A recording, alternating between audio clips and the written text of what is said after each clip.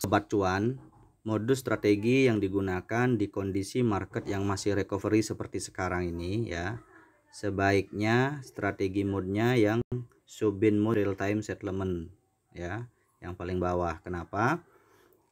Karena sewaktu-waktu kripto bergerak turun lagi, karena di bot itu ada namanya sistem grid trading, mulai layer 5 ke atas itu bisa terjual terpisah. Jadi harga bergerak turun tetap bisa cuan ya. Trade settingnya seperti ini ya pengaturannya.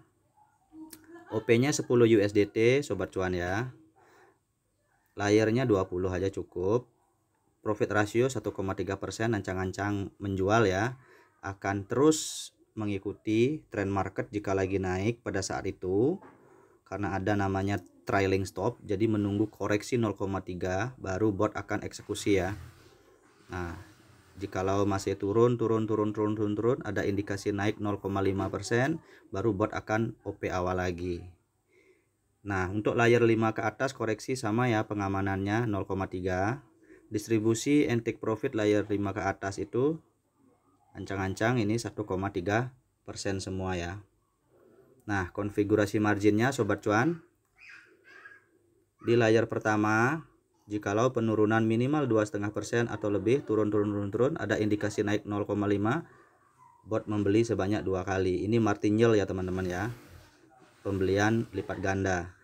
Ternyata masih turun dari averaging range ya, dari layer pertama itu masih turun minimal 4% atau lebih, turun, ada indikasi naik 0,5%, bot akan melakukan martingale lagi pembelian di 4 kali lipat ya. Jika OP tadi kan $10, berarti di sini kurang lebih $40 ya. Begitu seterusnya sampai layer 4. Nah, untuk grid tradingnya mulai layer 5 ke atas ya. Ini penurunan 1,1% beli 2 kali ya, sampai di layer ke 10. Ini dikondisikan dengan cadangan saldo USDT yang digunakan dialokasikan untuk per koinnya ya.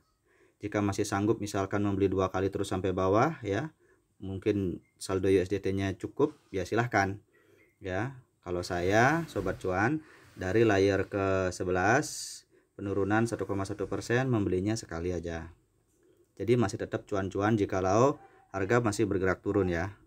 Di layar ke-17, 16, 17 sampai 18 ya, penurunan 2%, bot membeli sekali.